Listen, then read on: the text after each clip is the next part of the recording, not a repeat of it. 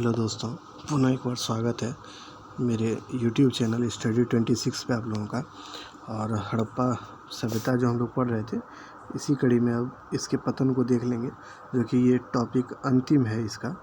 और इससे हम लोग समझ पाएंगे कि आखिर इसके पतन क्यों हुए और इसके पीछे के क्या कारण थे। तो इसमें देखिए, बहुत ज़्यादा सोचने समझने वाली बात यही है कि उस समय की जो भी स्थितियां थी वही जिम्मेदार थी इनके पतन के लिए। और उससे संबंधित कुछ इतिहासकार हैं जो विद्वान हैं, उनके द्वारा कुछ अवधारणाएं दी गई हैं, उसको हम लोगों को देखना होता है कि आखिर कौन क्या बोलता है पतन के संबंधित बातों में। तो हम लोग सबसे पहले देखिए, इसके पतन के लिए एक कारण नहीं बल्कि कई एक कारण उत्तरदायी थे। पहला कारण यही है कि आर्य आक्रमण के कारण इसका पतन हुआ था, ये सबसे पहला कारण है। तो देखिए, हम लोग देखते हैं कि आर्य आक्रमण के कारण कौन कौन इतिहासकार बोलते हैं। तो राम प्रसाद चंद्रा और गार्डन चाइल्ड, ये दो इतिहासकार हैं जो कि आर्य आक्रमण की अवधारणा देते हैं। आपको पता होगा कि वैदिक पीरियड जो हम लोग हमारे भारत में शुरू होता है, वो 1500 से 1000 ईस्वी तक उत्तर वैदिक, ये पूर्व वैदिक और फिर उत्तर वैदिक 1000 से 600 BC तक माना जाता है। यानी पूरा वैदिक पीरियड 1500 से 600 BC तक माना जाता है। तो इसी दौर में कुछ इतिहासकार मानते हैं कि यही लोग जो आर्य थे वो बाहर से भारत आए और उन्होंने यहाँ के लोगों को हरा दिया और उसके बाद ये सभ्यता समाप्त हो गई। तो इसमें पहले इतिहासकार राम प्रसाद चंद्रा और गार्डन चाइल्ड हैं, जिनका मत है कि यही आर्य आक्रमण के कारण इसका पतन हुआ होगा। तो इनका वही है कि क्या 1500 ईस्वी के आसपास ये लोग भारत आए और इन्होंने इसका अंत कर दिया। तो वहीं व्हीलर महोदय, मार्टिमन व्हीलर इनका नाम है पूरा, मार्टिमन व्हीलर, इनका मानना है कि मोहनजोदड़ो से 42 नरकंकाल मिले हैं एक जगह पे। तो इसके आधार पर ये बोलते हैं कि ये जो 42 नरकंकाल मिले हैं, तो ये लगता है कि एक ही जगह पे, मान लीजिए एक क्षेत्र था, वहीं से 42 नरकंकाल मिले हैं। तो इसके आधार पर ये मानते हैं कि कोई युद्ध हुआ होगा यहाँ पे जिसमें ये लोग एक ही साथ मरे होंगे। तो लेकिन बाद के जब इसमें रिसर्च हुआ तो उसमें KAUR कनेडी नामक एक इतिहासकार था, जो कि ये सारे 42 नरकंकाल जो मोहनजोदड़ो से मिले थे ना, उनका परीक्षण किया गया और उसमें उन्होंने बताया कि ये किसी आक्रमण की वजह से नहीं मरे थे। यानी आक्रमण होता है कहीं भी, आप जानते हैं, तो उसमें हथियारों का प्रयोग होता है और उसके बाद उनकी हत्याएं की जाती है या उसमें लड़ाई लड़ी जाती है और उसका घाव भी होता है, चोट के भी निशान होते हैं, लेकिन उसमें कहीं से भी चोट के निशान नहीं मिले हैं। तो ये जो KAUR कनेडी महोदय हैं, इनका मानना है कि भाई देखिए, ये आक्रमण का तो नहीं है, ये मलेरिया बीमारी इन लोगों को हुआ था और जिसके कारण ये लोग मरे थे। तो ये सबसे पहले इसमें याद रखिएगा कि आर्य आक्रमण का जो सिद्धांत कौन दिए, तो राम प्रसाद चंद्रा और गार्डन चाइल्ड दिए थे।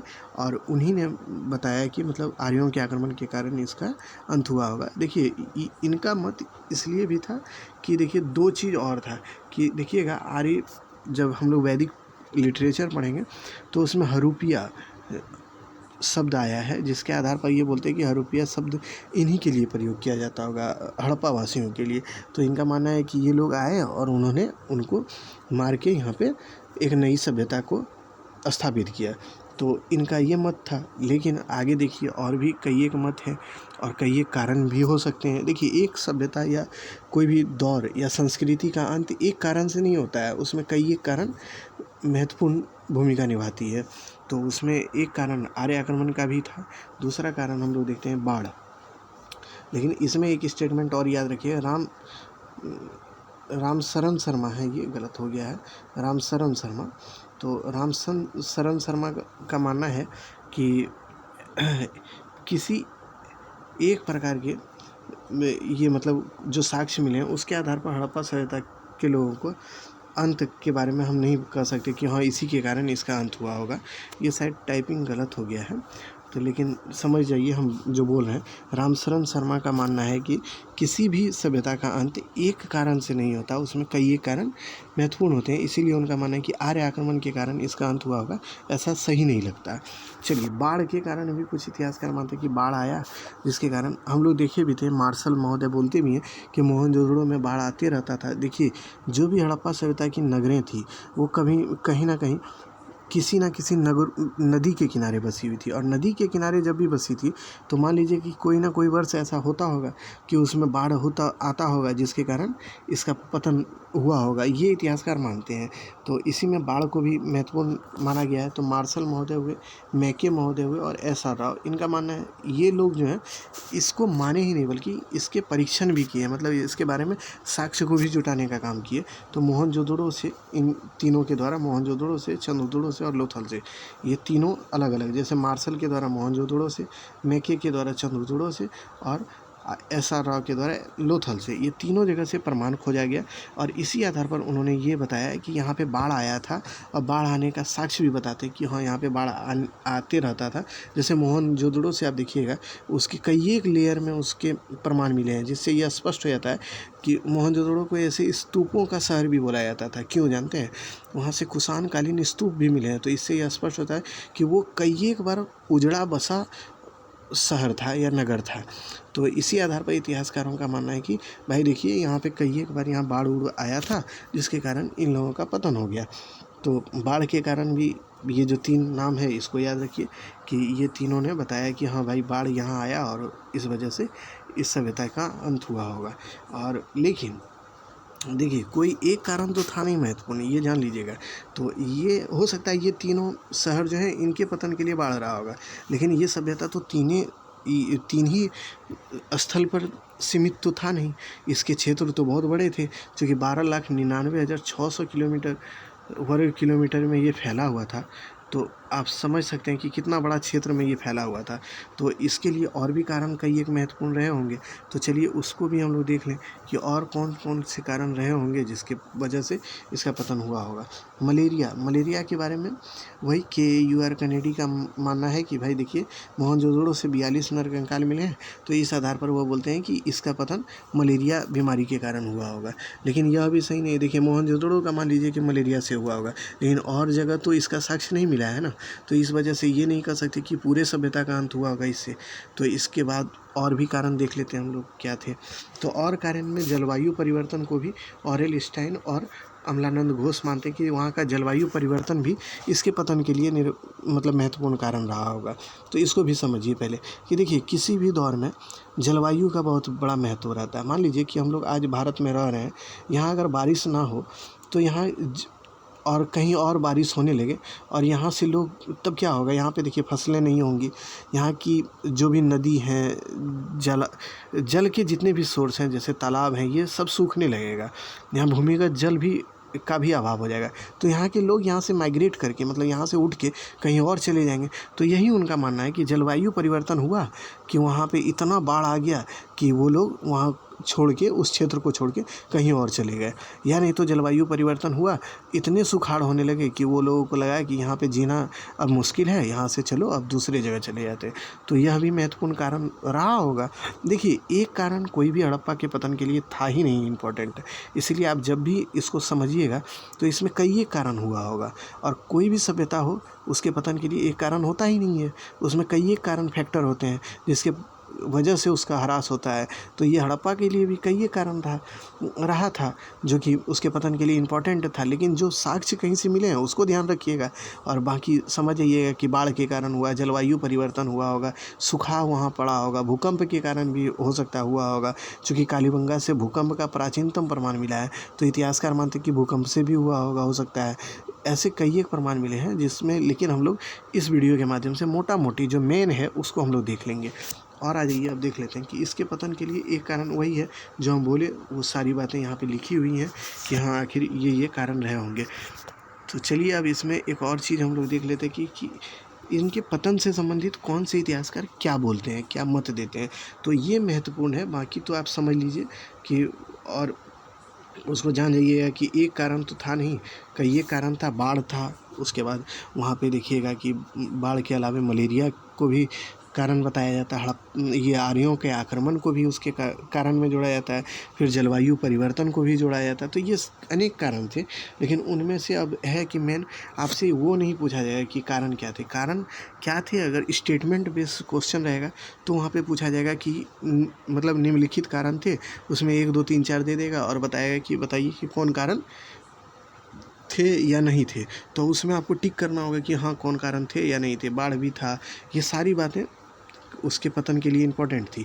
लेकिन अगर आपसे ये पूछे कि कौन इतिहासकार किस कारण को महत्वपूर्ण बताता है कि हाँ इसी के कारण इसका पतन हुआ होगा, तो उसका भी एक मतलब क्वेश्चन उस तरफ से भी पूछा जाता है, तो इसीलिए उसको भी हम लोग देख लें। जैसे कनेडी का हम बताएं, ये मलेरिया को बताते हैं कि मलेरिया के कारण इसका पतन हुआ होगा।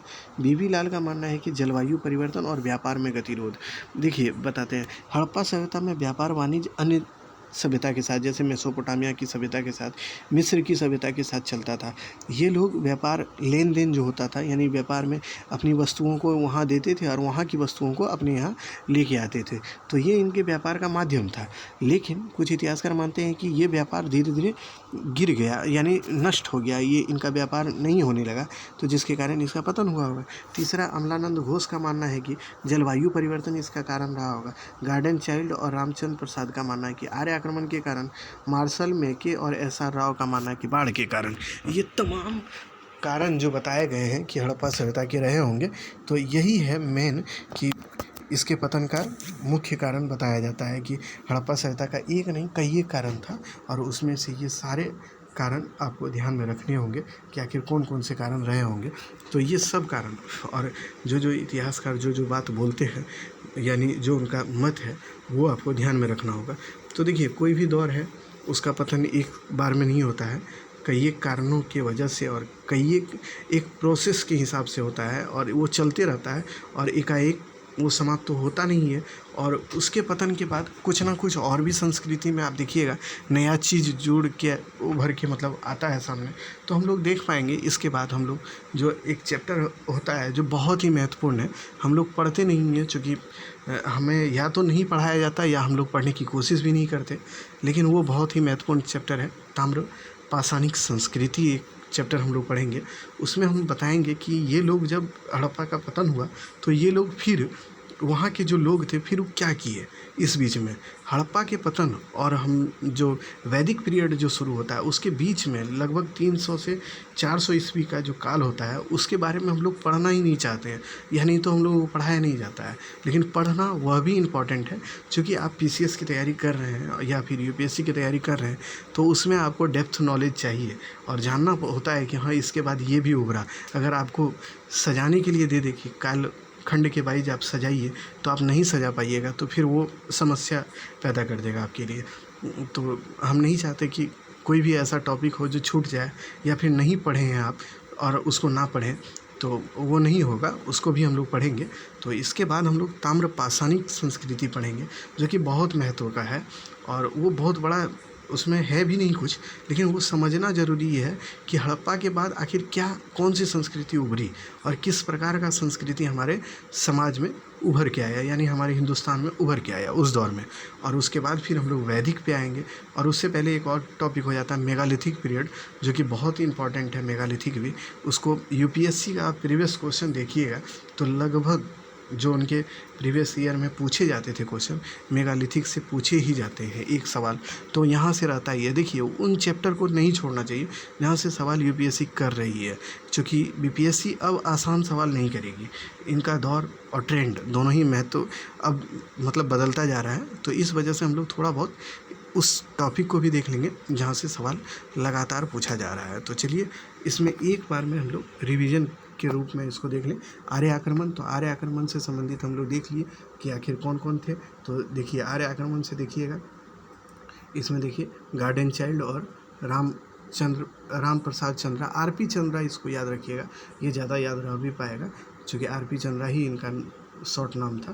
तो RP चंद्रा और ये गार्डन चाइल्ड, ये आर्य आक्रमण बताते हैं। अमलानंद घोष जलवायु परिवर्तन को बताते हैं। BB लाल, ये जलवायु परिवर्तन और व्यापार में भी गिरावट इनका मानना है। कनेडी का KAUR इनका नाम था पूरा, KAUR, ये पूरा इनका नाम है, KAUR कनेडी महोदय। इनका मानना है कि भाई देखिए, मलेरिया के कारण इनका पतन हुआ होगा, तो ये भी ध्यान रखना होगा हम लोगों को कि मलेरिया भी कौन मानता है, तो KAUR कनेडी महोदय मानते हैं, तो मलेरिया की भी वजह कर इसका पतन हुआ होगा। मार्शल मैके और SR राव, बाढ़ के कारण, ये बहुत इंपॉर्टेंट है, आपको और याद रहे तो ठीक है, नहीं रहता तो कोई दिक्कत नहीं, ये और ये आप याद रख लीजिएगा। एक दो बार इससे सवाल पूछे गए हैं, तो शायद अगर क्वेश्चन बनता है इस तरह का तो आपके पास सारे हम फैक्ट को भी डाल दिए और कंसेप्ट भी हम कोशिश किए कि आपको बता दें। तो इससे संबंधित जो भी आपके सवाल होंगे तो शायद आप सही भी कर पाइएगा। तो आप इसे ध्यान से रखिए, याद रखिए और इसको देखते रहिए बराबर। चलिए अब हम लोग नए टॉपिक से फिर जुड़ेंगे इसमें, और नई टॉपिक और फिर हम लोग उस पर भी बातें करेंगे। चलिए तब तक के लिए धन्यवाद।